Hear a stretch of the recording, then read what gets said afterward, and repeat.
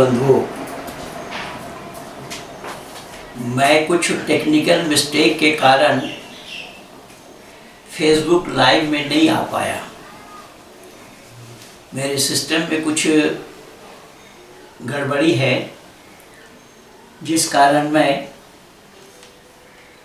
Facebook live में आप लोगों के साथ जुड़ नहीं पाया। तो कैमरा के माध्यम से, लैपटॉप के माध्यम से मैं वीडियो बना रहा हूँ कि अपनी बातों को आप लोगों तक मैं पहुँचा दूँ। और वो बात ये है कि आज सुबह सुबह मेरे पास इसमें एक भाई जो मुसलमान हैं, मुंशी जलालुद्दीन नाम है उनका, लखीमपुर खीरी के हैं, उत्तर प्रदेश के। और इन्होंने क्या बोला, पहले उनकी आवाज़ सुनिए आप लोग। हेलो हेलो हेलो भाई साहब, अभी नमस्ते जी। मैं पंडित महेंद्र पाल जी से बात करना चाहता हूँ कि वो हमारे बड़े हैं और अच्छे हैं। उनके एक दो वीडियो हमने देखे हैं, सुने हैं। तो मेरा दिल चाहता है कि अच्छे आदमी से, अच्छे शख्स के पास अगर जाए तो कुछ हो सकता है, मिल जाए, हमें राह मिले, कोई अच्छी जगह मिले। और हमारे से तो अभी क्या कहे कि हम अब्दुल जलील बोल रहा हूँ बरबर से, जिला लखीमपुर खीरी। मुंशी अब्दुल जलील बोल रहा हूँ बरबर से, जिला लखीमपुर खीरी। जी जी जी, तो न्याजी परिवार से जुड़े हैं क्या? जी, न्याजी परिवार से जुड़े हैं? नहीं, हाँ, कहीं से जुड़े हैं वो तो जरूरी बात है, लेकिन बात ये है कि जब हमें सबसे अच्छी बात तो ये लगती है कि आपसे जो एक दो हमने वो सुने हैं, हमें बड़ा प्यारा लगा, बड़ा अच्छा लगा। तो अब हम ये चक्कर में रहे कि कैसे कैसे आप तक पहुंचे। लेकिन आज कुदरत से दिल दिखा दिया मुझे कि आपके दर दौलत पर, आपके दरबार में अच्छे अच्छे शख्स के दिलों के दरबार में पहुंच गए।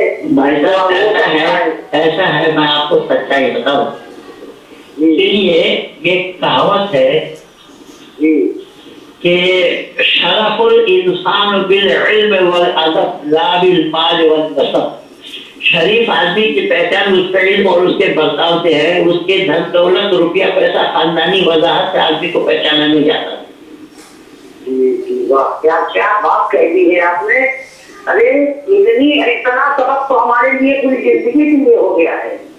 हाँ, तो इसलिए मैं प्राय कहा करता हूँ कि इंसान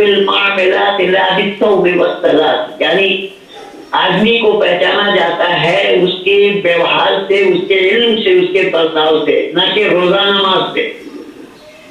नहीं, उससे उसी से पहचाना जाता है, यही मान चीज है। यही हमने बहुत अच्छी है, ना हमारा शुक्रिया, ना इसका शुक्रिया आपका है। ऐसा नहीं है भाई साहब, आप ऐसा मत कहिए। मैं बिल्कुल एकदम सिंपल सादा सीधा आदमी हूँ। मैं सीधा सादा नहीं हो रहा, मैं आपके दर दौलत तक किस तरह पहुंचूं, क्योंकि मुझे आपसे कुछ लेना है। और लेना जभी मिलेगा तभी, क्योंकि देने वाले का हाथ ऊपर होता है, लेने वाले का हाथ नीचे होता है। तो एक तो बात ये, और हमारे बुजुर्गों ने और आप जैसे महाविद्वानों ने हमको ये सबक पढ़ाया है कि किसी से अगर किसके पास कैसे बैठा जाता है, कैसे बात की जाती है। वो तो है ही, ये तो हमारी तालीम की है कि आजीज़ी इनकी सारी। जी, तो अब ये है जरूरी। तो हम आप अगर बुरा न माने तो मैं आज यूं करना चाहूंगा कि आपके जरिए से हम कुछ सबक हासिल करना चाहते हैं, कुछ तालीम लेना चाहते हैं। अब क्योंकि अब आप हमसे अभी दूर कर रहे हो, हम आपके नजदीक नहीं, आमने सामने रूबरू हो पा रहे हैं। तो आप बजाय मेहरबानी के हमसे 2 मिनट बाद आप कर दिया करें, हमें एक सबक पढ़ा दे, हम उसके ऊपर चलते रहेंगे। आप भाई आपके जरिए से जी हम सबक हम लोगों के लिए है केवल कि हम इंसान बन करके जाएं। लेकिन जाते समय कोई हिंदू बन करके जा रहा है, कोई मुसलमान बन करके जा रहा है, कोई सिख ईसाई जैनी बोधी बन करके जा रहा है, उसके शव यात्रा को देख करके ही लोगों को पता लगता है कि कौन जा रहा है। कौन जा रहा है, पर इंसान नहीं जा पा रहे। क्या बात कही है, इंसान जा रहा है, इंसान को जाना चाहिए, इंसान बनकर हमें जाना चाहिए। तो इंसान यही है कि इंसान हम उस समय जाएंगे जब हमारे किए हुए कामों को लोग सराहना करेंगे कि हाँ फलाना आदमी एक थे, आज हम लोग बहुत दुखी हैं कि वाकई में उन्होंने इंसानियत का परिचय दिया। इसलिए मैं प्रायः कहा करता हूँ कि एक मरने से पहले एक पेड़ ऐसा लगा के जाओ कि जिसके नीचे, जिसके छाया तले प्राणी मात्र को सुकून मिले, शांति मिले। लेकिन हम लोग तो नफरत की बीज बो करके जा रहे हैं। तो यही परेशानी है। अब क्या बताए, मानवता पर कूटा लगाता है। एक तरफ तो आप इस्लाम की नुमाइंदा हैं और मैं क्या बताऊं, दादा आपको मालूम है इस्लाम में ये दम भरते हैं कि हम शांति हैं, तो ये है वो है, दुनिया भर का सब कुछ होने के बावजूद भी कहाँ, अगर हमने उसको आचरण में नहीं लाया, व्यवहार में नहीं लाया, तो खाली किताबी जमा करज में ही छोड़ दिया उसको। बहुत खूब, इतना सबक हमारे लिए इतना मजबूत पायदार आपने दिया है। ये सबक अगर हमारे दिल में उतर जाता है, इस तरह मन कर लेते हैं, तो ये बहुत बड़ा सबक है हमारी जिंदगी के लिए। सबक आपने दे दिया। एक गुरु हमें दो से जो पढ़ा के गए हैं, और आज पहली मुलाकात में आपने हमें दो बातें दे दी हैं। ये दो बातें हमारी जिंदगी के लिए बहुत बड़ी अनमोल हीरा और मोती के पीछे हैं। उनसे कहीं ज्यादा आपने आपको बहुत बहुत धन्यवाद, आपका शुक्रिया है कि कम से कम आपने अपने भाई को याद किया और सच्चाई को जानने के लिए आपने सोचा कि शायद इनसे हम कुछ बात करें। ये जो आपने मन बनाया है वो आपका शुक्रिया अदा करूं मैं, क्योंकि मैं काम करता हूँ संपूर्ण मानव समाज के लिए, लेकिन कम ही लोग हैं जो इस तरीके की बातें करते हैं। वरना सब गाली गलौज ये करेंगे वो करेंगे। दुनिया भर के 50 रोजाना तो 200 से ज्यादा फोन अटेंड करता हूँ मैं, उस पर तो ऐसे ही अनेक लोगों के गाली आते हैं, गाली देते हैं। अब पता नहीं क्या है ये अपने को इंसान कह रहे हैं। मैं रोजाना एक सबक देता रहूंगा आपके फोन पे, और ये सुनाता रहूंगा आपको। हम आपके इस बात कहे दिए हुए उपदेशों को आवाम में ले जाएंगे, लोगों के बीच में ले जाएंगे। भाई मैं तो सबक देने वालों में से नहीं कह रहा, सबक तो दे रहे हैं मौलाना साहब से। ऐसा है मौलाना साहब वो अपनी जगह पर मैं नहीं बता सकता हूँ, लेकिन मुझे जो सबक आपने दिया है वो मुझे ऐसा लग रहा है कि मौलाना साहब से बड़ा सबक है। इंसानियत का सबक बहुत बड़ा सबक है। बहुत बहुत शुक्रिया आपका। तो आप हमारे इसे कबूल करते हैं कि हम 1 मिनट बाद आपसे रोजाना एक सबक ले लें? मैं वैसे व्यस्त रहता हूँ, आज रविवार है तो आज 11 बजे एक लाइव वीडियो बनाने की मूड में हूँ, तो इसीलिए उसके तोड़ जोड़ में लगे हैं उसकी व्यवस्था में। तो बाकी ये है कर लीजिएगा, कर लीजिए। क्या आपके इस पे गिरानी क्या होता है? मुझे मुंशी अब्दुल जलील कहते हैं, बरवर ऐसी मोदी गिरा लगी थी। अच्छा, ये हाँ बहुत बहुत शुक्रिया। आप लखीमपुर खीरी के हमारे कई और मित्र मंडली हैं, बात करते रहते हैं। ठीक है, कोई बात नहीं, आपको जब मौका मिले आप मिला लेना। हाँ जी, हम तो ये नंबर मैं आप लोगों ने सुना, मुंशी अब्दुल जलील नाम है इनका, जो लखीमपुर खीरी से हैं, और इन्होंने मेरे वीडियो को अच्छे ढंग से सुना, विचार किया और मेरे से संपर्क किया फ़ोन पर। मैं फेसबुक लाइव में नहीं आ पाया हूँ, कुछ टेक्निकल मिस्टेक के कारण। मैं ये वीडियो आप लोगों के लिए बना रहा हूँ और इसका आशय कल मैं आप लोगों को फेसबुक में लिख करके बताया था कि आज का जो विषय होगा मेरा वो परमात्मा। क्या सही पूछिए तो कि इस विश्व के आंगन में परमात्मा के नाम से महज मानव समाज में ही दुकानदारी लोग कर रहे हैं या हो रही है, पर परमात्मा के नाम से ये दुकानदारी करने वाले लोग ना तो परमात्मा को जानते हैं और ना ही जानने का प्रयास किया है। आइए मैं बहुत संक्षेप में 2 टुक में ही बताने का प्रयास करूंगा कि सृष्टि की रचने वाले का नाम परमात्मा है, सृष्टि रचाने वाले का नाम परमात्मा है। आप कहेंगे गॉड, अल्लाह आदि आदि और जो हैं, नहीं, बिल्कुल नहीं। परमात्मा से जानते हैं सृष्टि की रचना करना, उस पर मैं आ रहा हूँ बाद में, पहले सुन लीजिए मेरे विचार। सृष्टि के रचनाकार एक हैं। जैसा मैंने कल सुबह लिख करके आप लोगों को एक दिया था फेसबुक पेज में कि हम धरती पर विचरण करने वाले मानव जब किसी मैच को देखते हैं, खेल को देखते हैं, तो खिलाड़ी खेलने वाले अनेक होते हैं।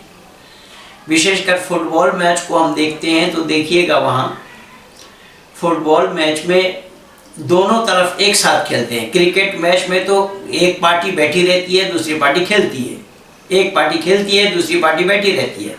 लेकिन फुटबॉल मैच एक ऐसा मैच है कि दोनों पार्टी के लोग एक साथ खेलते हैं और दोनों खिलाड़ियों में 22 प्लेयर होते हैं, इधर 11 इधर 11, और गेंद होता है एक। छोटे से मैदान में ही गेंद को खेल रहे हैं और 22 प्लेयर मिल करके ये प्रयास कर रहे हैं कि गेंद मैदान से बाहर जाने ना पाए। खिलाड़ी हैं 22 दोनों तरफ, 11 इधर 11 उधर, और गेंद है एक। 2 गेंद छोड़ दें तो खेल नहीं पाएंगे। और आश्चर्य की बात यहाँ यही है कि इस चीज को देख करके भी मानव कहलाने वाले इसको समझने के लिए तैयारी नहीं है।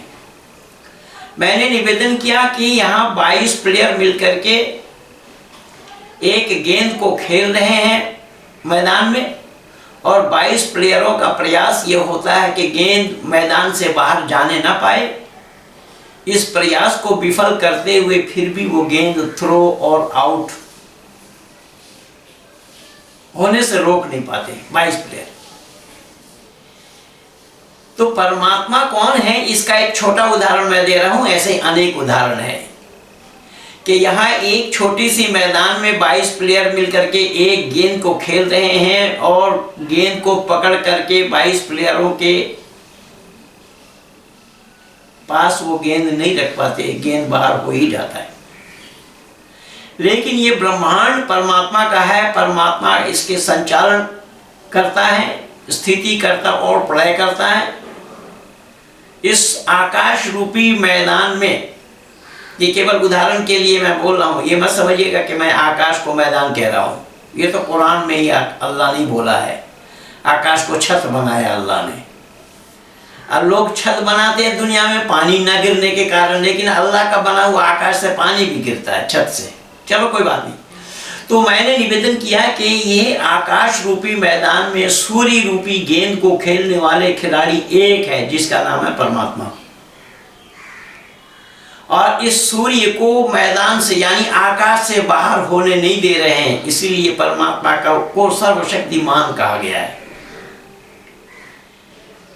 तो कहने का तात्पर्य यह है कि मैं एक सूर्य बोल रहा हूं, लेकिन ऐसे ग्रह और उपग्रह में अनेक है, अनेक, असंख्य। तो मैं केवल उदाहरण के लिए बोला है। ठीक इसी प्रकार से उस 22 प्लेयर को जो फुटबॉल खेलते हुए, मैच खेलते हुए देख रहे हैं हम और आप, पर उसका भी खिलाड़ी, खिलाने वाले रेफरी एक होता है। अगर 2-3 रेफरी छोड़ दे तो खेल नहीं पाएंगे। ठीक यही प्रमाण है। इसलिए परमात्मा का उपदेश आया है वेद में कि मुझे मत देखो, पश्य काव्य, मेरी रचना को देखो। इस रचना को देख करके उसका होने का आभास करना ये है मानवता। लेकिन दुर्भाग्य तो ये है कि मानव कहला कर भी उस परमात्मा को जानने का प्रयास नहीं करते हैं, और उसी परमात्मा को धता बताने में ही लोग लगे हुए हैं। बहुत सारे लोग हैं जो सेकुलरवादी अपने को बताते हैं और क्या क्या वादी बताते हैं, कहीं वादी है, कहीं विवादी है, तो कहीं कुछ है, कहीं कुछ है, लेकिन परमात्मा को मानने के लिए तैयार नहीं है। और जबकि उनको मालूम है कि एक बनाने वाला जरूर है, बनाने वाले के बिना बनना संभव नहीं है। और बनने के लिए 3 कारण होते हैं, एक साधारण कारण, दूसरा निमित्त कारण और तीसरा उपादान कारण। एक चीज से बनना, एक के माध्यम से बनना और एक के द्वारा बनना या एक के लिए बनना, ये है। इसीलिए वेद में आया है द्वा सुपर्णा संयुजा सखाया समानम वृक्षम परिसस हो जाते तयो रण्या पे परम स्वादवती अनशननु अभिचाक्षी थी। ईश्वर, प्रकृति और जीव तीनों का मिलान बराबर है, तीनों बराबर से हैं। तीनों में कोई आगे नहीं, पीछे नहीं, छोटा नहीं, बड़ा नहीं। तीनों में सिर्फ फर्क इतना है कि परमात्मा ज्ञान में परिपूर्ण है और प्रकृति ज्ञान शून्य है। जीव आत्मा में कुछ ज्ञान है और कुछ अज्ञानता है। मैं ये लैपटॉप में या कैमरा में मैं ये वीडियो बना रहा हूँ, उस लैपटॉप और कैमरा को मालूम नहीं है कि महेंद्र पाल बोल रहे हैं या महेंद्र पाल के पिता बोल रहे हैं। ये जड़ है। तो इसीलिए परमात्मा, जीवात्मा और प्रकृति, ये तीनों को अनादि तत्व बताया है। अनादि है, अनादि काल से हैं। तीनों की मौत नहीं होती, खत्म नहीं होते। परमात्मा अविनाशी है, जीवात्मा भी अविनाशी है और प्रकृति भी अविनाशी है। प्रकृति के केवल रूप बदलते हैं। एक बीज लगाइए, पौधा बनेगा, पेड़ बनेगा, दरख्त बनेगा, उसको काटेंगे, लकड़ी, बुरादा, जलावन, ईंधन, क्या क्या नाम पड़े जाएंगे उसके, लेकिन ये तीनों हैं बराबर से। बहुत पहले बहुत वीडियो मेरा लगा हुआ है। सिर्फ इतना है, परमात्मा ज्ञान में परिपूर्ण है और प्रकृति ज्ञान शून्य है। जीवात्मा में कुछ ज्ञान और कुछ अज्ञानता है। जीवात्मा अपनी अज्ञानता को दूर करने के लिए परमात्मा का सानिध्य लाभ करना चाहता है, इतना अंतर है। लेकिन काम सबके बटे हुए हैं। यहाँ देखिएगा, इसी नहीं करके ही धरती पर झगड़ा है। दुनिया वालों ने उस परमात्मा को जानने का प्रयास ही नहीं किया। जानने का प्रयास अगर करते होते तो यह बखेड़ा ना हुआ होता। मैंने बोला कि परमात्मा के जिम्मे में जो काम है वो काम मानव हरगिज नहीं कर सकता। प्रकृति जड़ है, प्रकृति से करना संभव नहीं। पेड़ अपने आप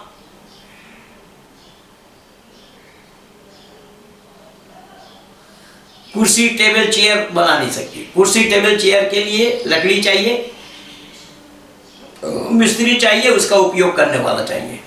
नमाज पढ़ने में भी 3 कारण है। ये रोज़ा रखे हुए हैं, रोज़ा में भी 3 कारण है। रोज़ा रखने वाला, रोज़ा और जिनके लिए रोज़ा रखा जा रहा है या जिनके हुक्म से रोज़ा रख रहे हैं, 3 कारण। 3 के बगैर क्रिया समाप्त है। नमाज, नमाजी जिनके लिए नमाज पढ़ी जावे। मस्जिद में तो जाना बंद है, मस्जिद में नहीं। मस्जिद में लॉक। कहाँ? जहाँ से नमाज का जन्म हुआ, जहाँ से नमाज जन्म लिया, जहाँ से नमाज पैदा हुआ।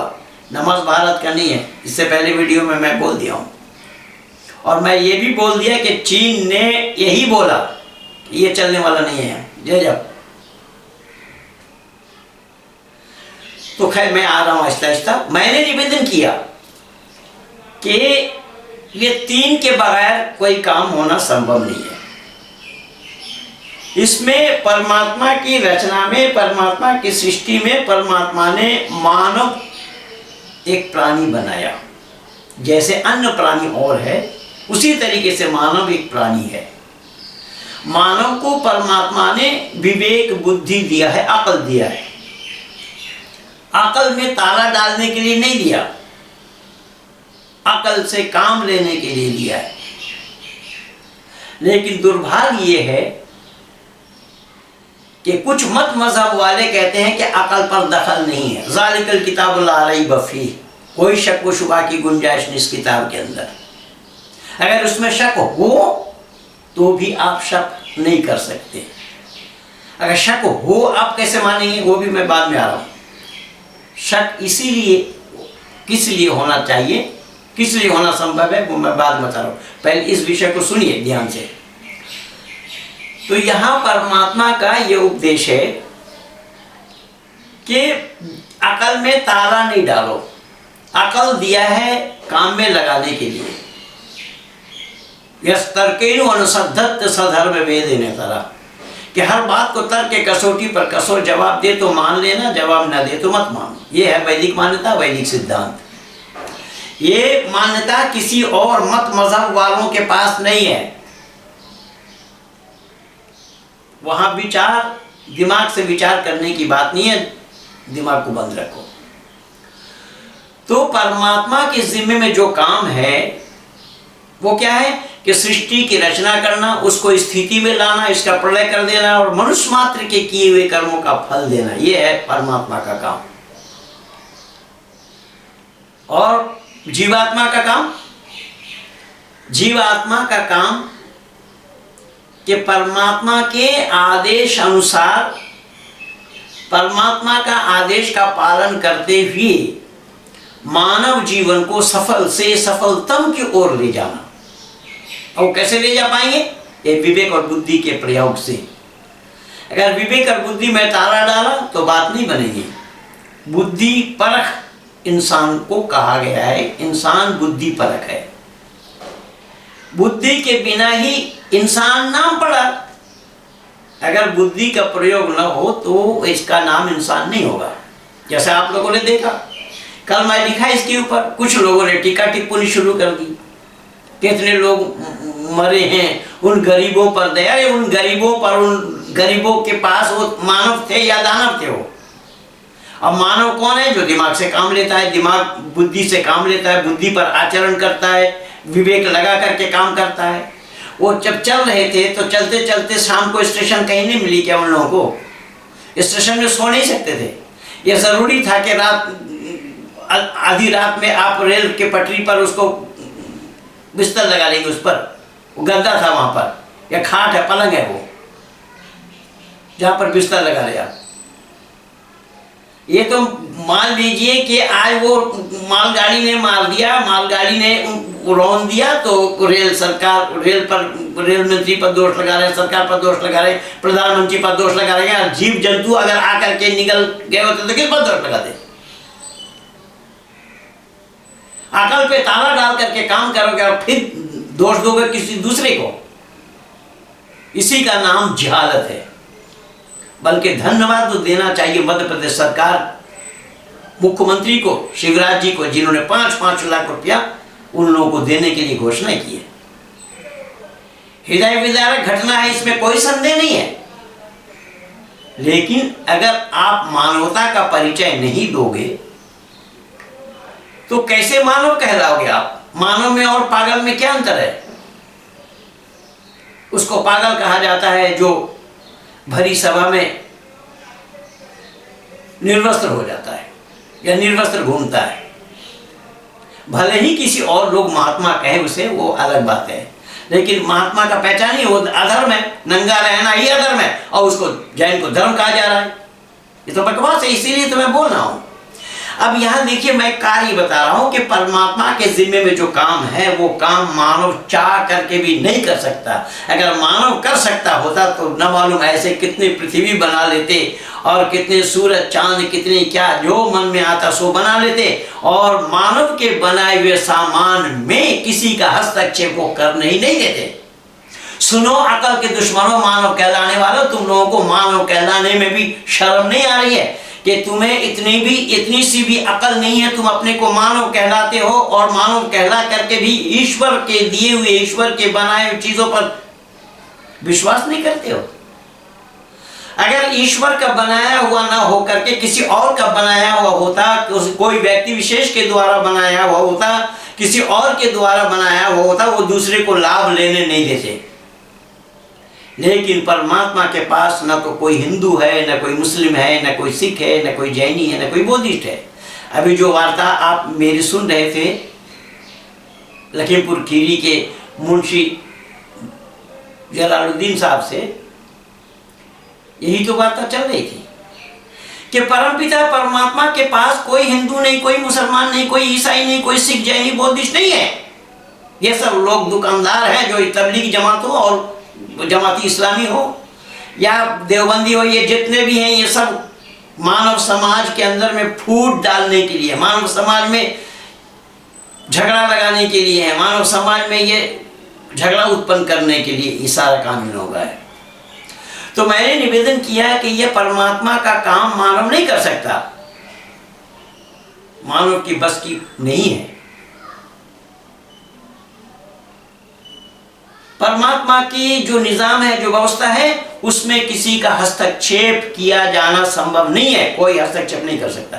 और स्वयं परमात्मा भी उस नियम को भंग नहीं कर सकते। ये भी सुन लीजिए, परमात्मा के जो बनाए हुए नियम हैं, जो नियम उसी परमात्मा के ही बनाए हुए हैं, लेकिन नियम बनाने के बाद परमात्मा उस नियम को भंग नहीं कर सकते। जो ये कह रहे हैं दुनिया के लोग, जो अल्लाह की मर्जी है, जो चाहेंगे सो करेंगे। मेरे फेसबुक में, व्हाट्सएप में विदेश से एक मुसलमान ने लिखा कि आपके वेद के परमात्मा कमजोर है, इसीलिए जो चाहता सो नहीं कर पाता। अरे मूर्ख, अपने पास रखो उसको। मैं आउट कर दिया, उसको ब्लॉक कर दिया। मैंने कहा कि तुम्हारी ये जहालत यहाँ चलने वाली नहीं है, तुम्हें मालूम ही नहीं है कि परमात्मा जो चाहेगा सो नहीं कर सकता। क्यों? कि जो मन में आएगा सो करेगा, फिर पागल क्या करेगा? उसको परमात्मा नहीं कहा जाए। परमात्मा का काम व्यवस्था के अनुसार होता है, उसकी निजाम है, उसकी व्यवस्था है, उसकी बनाई हुई व्यवस्था है। उस बनाई हुई व्यवस्था को भी वो भंग नहीं कर सकते। अगर वो चाहेंगे तो भी नहीं। पहली बात, उनकी चाह ही नहीं होगी, क्योंकि चाहने में कमी है। चाह क्या है? मेरे पास घड़ी नहीं है, मेरे पास कलम नहीं है, उसकी कमी है। तो ये मेरी चाह है कि कलम आ जाए, घड़ी आ जाए। परमात्मा के पास ऐसी कोई बात नहीं है। परमात्मा को दुनिया ने जाना कहाँ है? जानने का प्रयास ही कौन किया है? अगर जानने का प्रयास करते होते तो परमात्मा के नाम से देश दुनिया के लोगों को बुला करके कोरोना वायरस फैलाते। ये सब काम अल्लाह के नाम से हो रहा है। इसलिए मैं निवेदन कर रहा हूं, ये सब काम धर्म के नाम से हो रहा है। ये धर्म नहीं है, ये धर्म का धा तक नहीं है। मैं खुली चुनौती दे रहा हूं। ये लोग जानते ही नहीं है कि धर्म होता क्या है। तो मैंने निवेदन किया कि परमात्मा के जिम्मे में जो काम है, परमात्मा जो नियम बनाया है, जो व्यवस्था उन्होंने दी है, उस व्यवस्था में कोई खलल नहीं डाल सकता और स्वयं परमात्मा भी उस नियम को भंग नहीं करेंगे। क्यों? कि अगर नियम को भंग करना होता तो फिर बनाते क्यों? लेकिन अल्लाह की जो व्यवस्था है वो सब जगह अल्लाह खुद बनाए, खुद भंग किए। जैसा आदम को बनाया अल्लाह ने, और कैसे कैसे बनाया उधर मैं नहीं जा रहा हूं, तो किस्सा में मैं नहीं जा रहा हूं। अल्लाह ने क्या बनाया? पैगंबर बनाया। आदम सबसे पहला पैगंबर बताया जाता आदम। सबसे पहला पैगंबर अगर आदम है, मैं पूछना चाहता हूं इन आदम को पैगंबर मानने वालों से कि पैगंबर के माने क्या होता है? पैगाम लाने वाला। पैगाम क्या है? संदेशा, सूचना। संदेशा किनका? अल्लाह का। तो अल्लाह ने अपना संदेशा दे करके भेजा। किसको? पैगंबर को। किनको पहुंचाने के लिए? जनमानस में पहुंचाने के लिए, लोकालय में पहुंचाने के लिए, मानव समाज में पहुंचाने के लिए। पर उलमाए दीन ये बताए, इस्लाम जगत के आलिम बताए, मौलाना साद बताए, मौलाना साद के 14 खानदान मिल करके बताए, देवबंद के लोग बताएं और देवबंद वाले मदरसा के सारे उलमा बताएं और मुफ्तीगण बताएं। भारत भर में जितने भी मदरसा हैं सब मदरसा के मुफ्तीगण बताएं, और जहाँ पर दारुल इफ्ता है दारुल इफ्ता वाले बताएं कि जब दुनिया में मानव नहीं था, पहले मानव आदम थे, तो किसके पास वो पैगाम लेकर के आए थे? वो पैगाम, अल्लाह का पैगाम किनको पहुंचा रहे थे? वो किनको पहुंचाया था उन्होंने? पैगाम तो लोगों को पहुंचाने के लिए होता है ना। पैगंबर आते हैं पैगाम लेकर, डाकिया डाक आया, डकिया डाक आया, डाक लाया, ये होता है ना, दूरदर्शन में भी देखते हैं। तो डाकिया डाक लाया, डाकिया है पैगंबर, दैट मीन्स डाकिया। तो डाक किसी के नाम से आएगा तो चिट्ठी किसी के नाम से आएगी तभी ना पहुंचाएगा वहां। तो दुनिया में तो कुछ तक था ही नहीं, किसके नाम से बोला है पैगाम? पहली बात। दूसरी बात है कि उसी समय मैं बोल रहा हूं कि नियम बना रहे हैं, नियम भंग कर रहे हैं। अल्लाह ने नियम उस समय बनाया भाई बहनों में शादी होना। इसलिए मैं निवेदन कर रहा हूं कि एक स्त्री और एक पुरुष से दुनिया बनी नहीं है। ये ख्याल कुरान और बाइबल का सरासर झूठ है, गलत है। भाई बहनों में शादी होना अगर धर्म है तो अधर्म किसे कहेंगे? भाई बहनों में शादी हुई, अल्लाह को फिर मना करना पड़ा।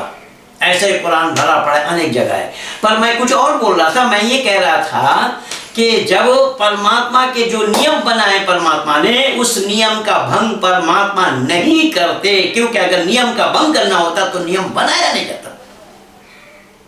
इस चीज को दुनिया ने जानने का प्रयास नहीं किया, मानव कहलाने वालों ने जानने का प्रयास नहीं किया। अगर मानव कहलाने वाले इस सच्चाई को जानते होते तो आज मानव समाज में ये वैमनस्यता, मानव समाज में ये झगड़ा या आरोप प्रत्यारोप इस तरीके से एक दूसरे के खून के प्यासे न बनते। तो मैंने निवेदन किया, अब प्रकृति के भी नियम बनाए हैं। प्रकृति का जो नियम है, प्रकृति भी उस नियम को भंग नहीं कर सकता। और प्रकृति के नियम में भी वो जो व्यवस्था है, इसीलिए तो परमात्मा ने उपदेश दिया है। पश्य काव्य ऋषियों के द्वारा परमात्मा ने बुलवाया कि मानव समाज को संदेशा दो, और ऋषियों ने संदेशा दिया मानव मात्र के लिए। यथेमं वाचम कल्याणी महाबादानी जनेभ्य, ये कल्याणी वाणी मानव मात्र के कल्याण के लिए है। जब मानव नहीं होगा तो कल्याण किनका होगा? हमारे यहाँ उपदेश आया है लोकालय में, हमारे यहाँ उपदेश आया है मानव समाज में, जब मानव बने। इसीलिए फिर मैं निवेदन कर रहा हूँ, जबकि कई वीडियो पहले भी बोल चुका हूँ कि मानव की रोजमर्रा की जो चीजें हैं, परमात्मा की जो बनाई हुई चीजें हैं, वो सामान पहले है, हम बाद में हैं। जैसा मैंने बोला कि हमारा जन्म नहीं हुआ, लेकिन माँ की शिकम में दूध आ गया। अब आप कहेंगे कि आदि सृष्टि में दूध कहां से आया? अरे जाहिलो, यही तो बात है जिसको तुम लोग जानते नहीं हो। परमात्मा ने बच्चा पैदा नहीं किया, परमात्मा ने असंख्य जीव नर और मादा जोड़ों जोड़ों के साथ पैदा किया, जवान जवान पैदा किया।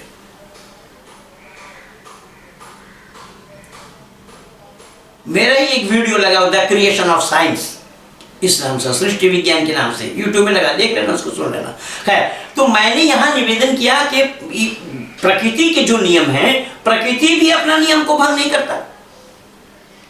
आम के पेड़ में इमली का लगना संभव नहीं, इमली के पेड़ में जामुन का लगना संभव नहीं, और नाम से ही पहचाने जाएंगे पेड़ को। ये पेड़ आम का है, जामुन का है, इमली का है, आंवला का है, या नारियल का है, सुपारी का है, अमरूद का है, किसका है? तो ये सब पेड़ तो जन्नत में है नहीं।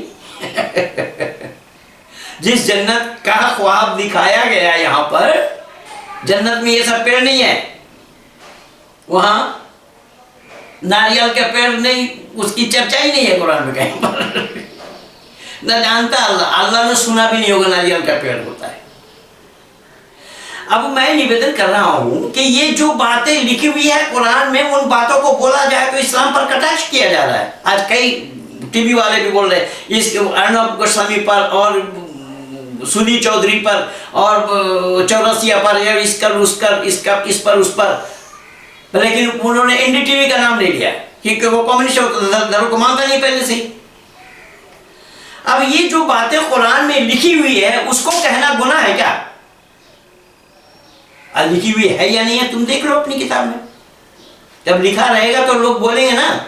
और लोग परमात्मा ने जो भेजा दिया है मानव को, तो मानव कहलाने के हकदार तो हम तभी बने हैं कि जब हम इस बुद्धि से काम लेंगे, बुद्धि में प्रयोग करेंगे, बुद्धि का प्रयोग करेंगे, बुद्धि को काम में लगाएंगे, तब मानव कहला सकते। उससे पहले हमारा नाम मानव कभी नहीं पड़ेगा। यही तो अंतर है। तो मैंने निवेदन किया कि प्रकृति भी अपने नियम को भंग नहीं कर सकता, लेकिन ये मानव अकल का बटलोई लिए बैठा है, इसका ना कोई नियम है ना कोई विधि है। ये जो मन में आ रहा है सो बके जा रहे हैं, जो मन में आ रहा है बोले जा रहे हैं। इसीलिए वो मानवता के दायरे में नहीं आएंगे, वो मानवता के कोटि में नहीं आएंगे, मानव योनि में नहीं आएंगे, मानव योनि में उनकी गिनती नहीं होगी। इसलिए मैंने निवेदन किया कि हमें जाते समय मानव बन करके जाना है। कुछ लोगों का ख्याल और विचार है कि ये विभिन्न चैनलों में, टीवी चैनलों में मुस्लिम विरोधी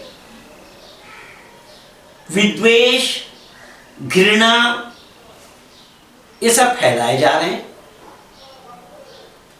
भाई मुस्लिम विरोधी क्यों? मुस्लिम विरोधी किसको कह रहे हैं आप? इस्लाम के ऊपर कुछ बोलना, तो इस्लाम के ऊपर कुछ बोलना क्या आप विरोधी कहलाएंगे? विरोधी कहेंगे आप? जो बात कुरान में लिखी हुई है उस बात को कहना इस्लाम मुस्लिम विरोधी है, इस्लाम विरोधी है। देखिए मैं आज दिखा रहा हूं आप लोगों को, जबकि ये किस्सा पिछली वीडियो में मैं सुना चुका हूं। ये हजरत नूह नामी एक पैगंबर थे, जिन्होंने दुनिया का फना होने के लिए, दुनिया को खत्म करने के लिए अल्लाह से दुआ मांगी। वक़ाल नूह रब्बी ला तज़र अलल अर्ज़ मिनल काफ़िरीन दय्यारा इन्नका इन तज़रहुम युज़िल्लू इबादक वला यलिदू इल्ला फाजिरन कफ़ारा रब्बी इग़फ़िर ली वलिवलिदैया वलिमन दख़ल बैती मुमिनन वलिलमुमिनीन वलमुमिनात वला तज़िदिज़ ज़ालिमीन इल्ला तबारा। यह सूरह नूह में 26, 27 और 28 नंबर आयत में बोला गया। और सूरह हूद में भी देखिए, सूरह हूद में 37, 38, 39 देखिए। आज मैं 40 का सुना रहा हूँ। और उसमें आप लोगों को मैं बताया था कि जो नूह को कश्ती बनाने का हुक्म दिया अल्लाह ने, और वो कश्ती पर ले गए जीव जंतु सब कुछ, वहाँ पर जब पशुओं ने देखी, अब वहाँ नीचे का 3 मंजिला बनाया गया था।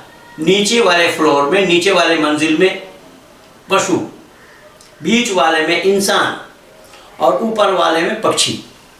और पशु वहाँ पर पशुओं में क्या? हिरण, शेर, हाथी, घोड़ा, गधा, भालू। अच्छा बताइए ज़रा, इंसान कहलाने वालों, मानव कहलाने वालों, मैं पूछ रहा हूँ, इन सब का एक साथ रहना, हिरण और शेर का एक साथ रहना संभव होगा क्या? क्या दिमाग घास चलने के लिए भेजा है? ये बात लिखी ना हो तो मैं जिम्मेदार हूं। आज मैं बोल रहा हूं, देखिए अल्लाह ने दुआ कबूल फरमाई। और अल्लाह ने क्या कहा? हत्ता इज़ा जाअ अमरुना वफ़रतुन नूर कुल हमिल फ़ीहा मिन कुल्लि ज़ौजैन इस्नैन व हलका इल्ला मन सबक़ अलैहिल क़ौलु मन आमना व मा आमन माहु इल्ला क़लील। यहाँ तक कि जबकि हमारा हुक्म आ पहुँचा और मिट्टी से पानी उबलने लगे, हम नाफरमानों को याद के कश्ती में हर किस्म के जोड़े 2-2 ले जा। अल्लाह बोल रहे हैं किसको? नूह को, कि हर किस्म का जोड़े 2-2 ले जा वहां। कौन? ये जीव जंतु सवार कर ले, और अपने घर वालों को भी सवार कर ले, और जिन पर पहले से जो ईमान ले चुके हैं या तेरे ऊपर जो विश्वास कर चुके हैं, जो मुसलमान बन चुके, उनको ले जा, और काफिरों को नहीं, काफिरों को हलाक कर देंगे। अब ये कह रहे हैं कि इस्लाम के नाम से विद्वेष फैलाया जा रहा है, द्वेष फैलाया जा रहा है। मैं पूछना चाहता हूं, ये द्वेष किसका है? मुसलमानों को कश्ती पर ले, जो ईमान नहीं लाए, जो मुसलमान नहीं है, उनको अल्लाह डुबोएंगे। ये द्वेष नहीं है, इसको क्या कहेंगे? मैत्रीय भाव कहेंगे इसको। क्या अल्लाह ने मानव समाज में मैत्रीयता का पाठ पढ़ाया? इसको मैत्रीय बोलेंगे आप? उनको डुबो दिया। मैं मान लेता हूं कि वो ईमान नहीं लाए इसलिए उनको डुबोया, तो वो तो मानव के लिए हो गया।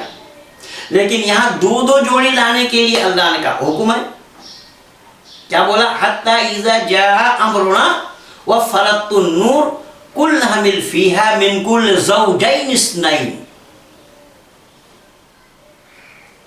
व अहलका इल्ला मन सबक अलैहिल क़ौलु मन आमना व मा आमना माउल्ला। दो दो जोड़ी जानवरों का ले जा और बाकी जितने जीव जंतु थे उन सब को हलाक कर देना कि ये न्याय है? उनकी क्या गलती थी उन जानवरों की? यहां दो दो जोड़ी उस कश्ती पर ले जा रहे आप और बाकी जितने हैं उन सबको हलाक कर दिया। पर वो तो ईमान लाने वालों में से नहीं थे ना, प्राणी तो वो भी थे, उन्हें हलाक क्यों किया? क्या इस सच्चाई को बताना इस्लाम के प्रति द्वेष फैलाना है? अगर ना हो कुरान में तो आओ मैदान में। अब देखिए उस दिन तो मैं जो 38-39 आयत में इसी सूरह हूद का ही वहां बताया था कि हाथी के पूंछ को हिलाओ तो दो सुअर और सुअरनी पैदा हुए, जो नर और मादा पैदा हुए। अब हाथी के पूंछ हिलाने से कहीं सुअर पैदा हो जाता है? ये है कुरान का साइंस, ये है इस्लाम का साइंस। ये मुन्ना भाई डॉक्टर जाकिर नाइक दम भरते हैं कुरान में साइंस है। अरे साइंस है कि साइंस का बाप है, आ जा सामने मैदान में आ। जबकि 3 बार समय दे करके वो भागा है मुझसे। तो सुअर के पूंछ हिलाने से बताया गया, वहां क्या बना? ये हाथी के पूंछ हिलाने से सुअर बन गए। उन्होंने सारा गोबर को साफ कर दिया और फिर देखा क्या कि चूहा कुरेदने लगे। किसको? नाव को। नाव कहीं छेद हो जाए तो अल्लाह ने नूह से कहा कि शेर के चेहरे में हाथ फेरो। शेर के चेहरे में हाथ फेरने से बिल्ली बन गई, 2 जोड़ा नर और मादा। अच्छा दुनिया वालों जरा बताओ, मैं दावा के साथ कह रहा हूं कि ये है साइंस कुरान का, ये मानवता का पाठ है। अब यहां क्या बोला देखिए कि कौम नूह पर अज़ाब इलाही नाज़िल।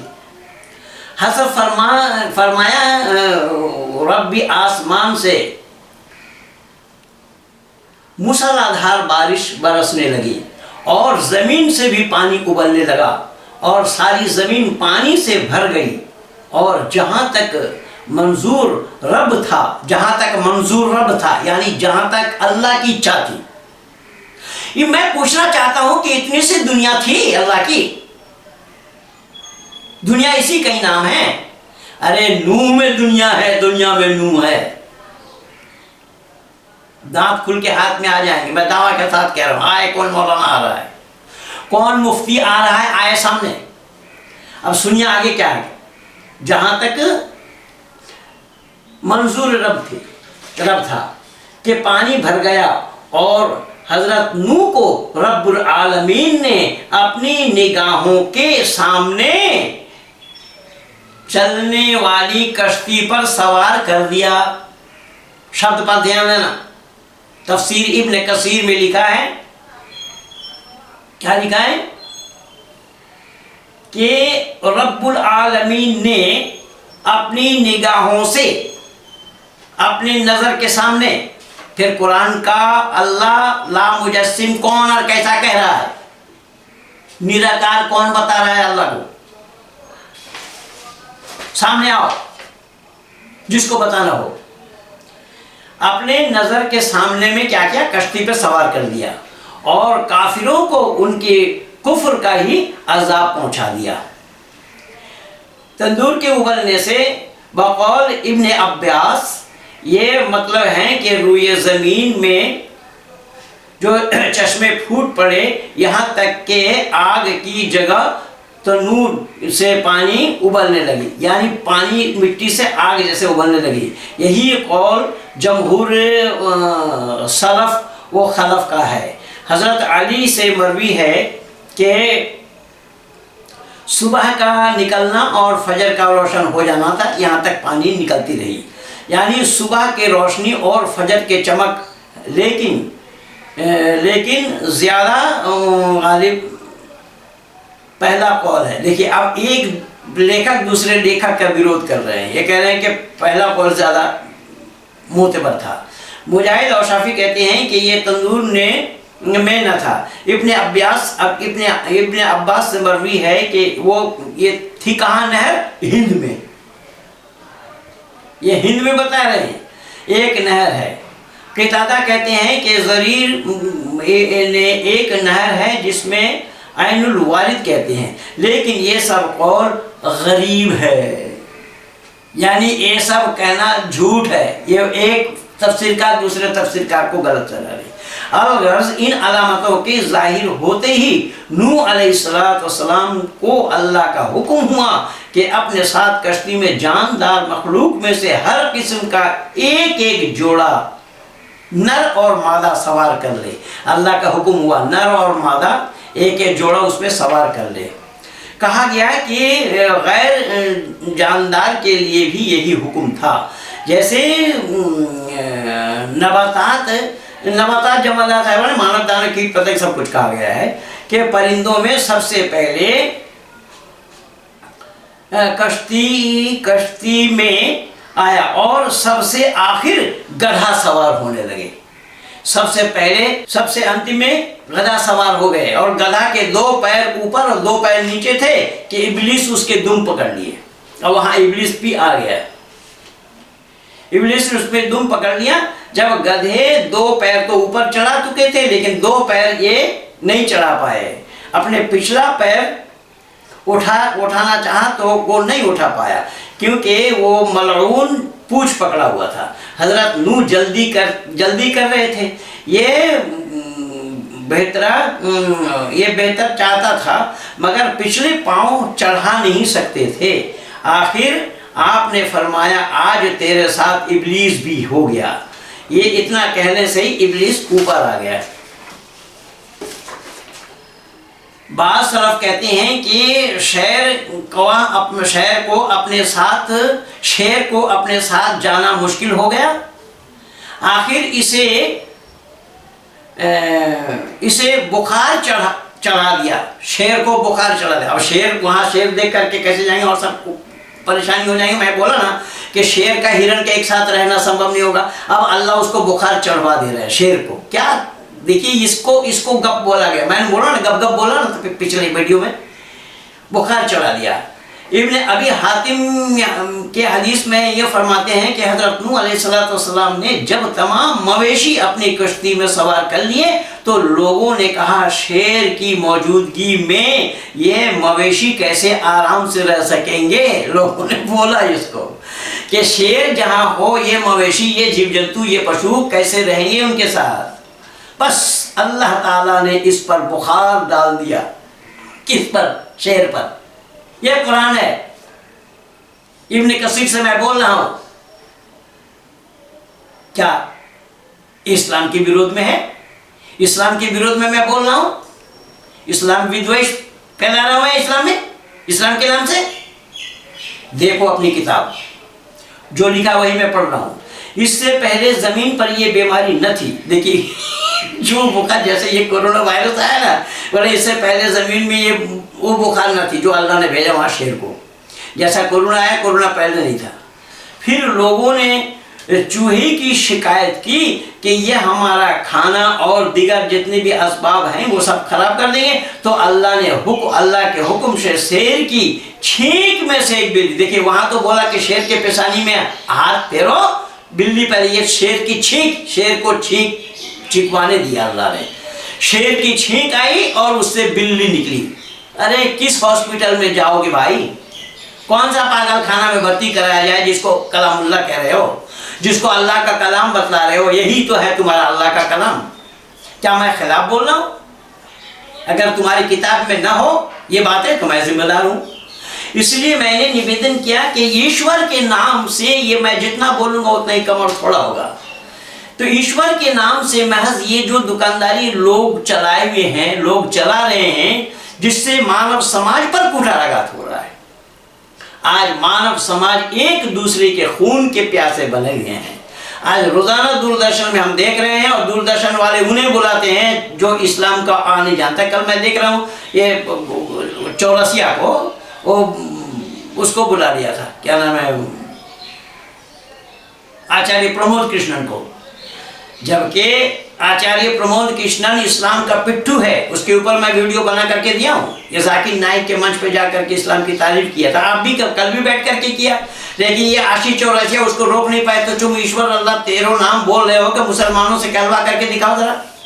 ईश्वर अल्लाह तेरो नाम सबको सम्मति दे, भगवान ईश्वर और अल्लाह दोनों नाम अगर एक है तो कुरान में जो अल्लाह ने बोला कि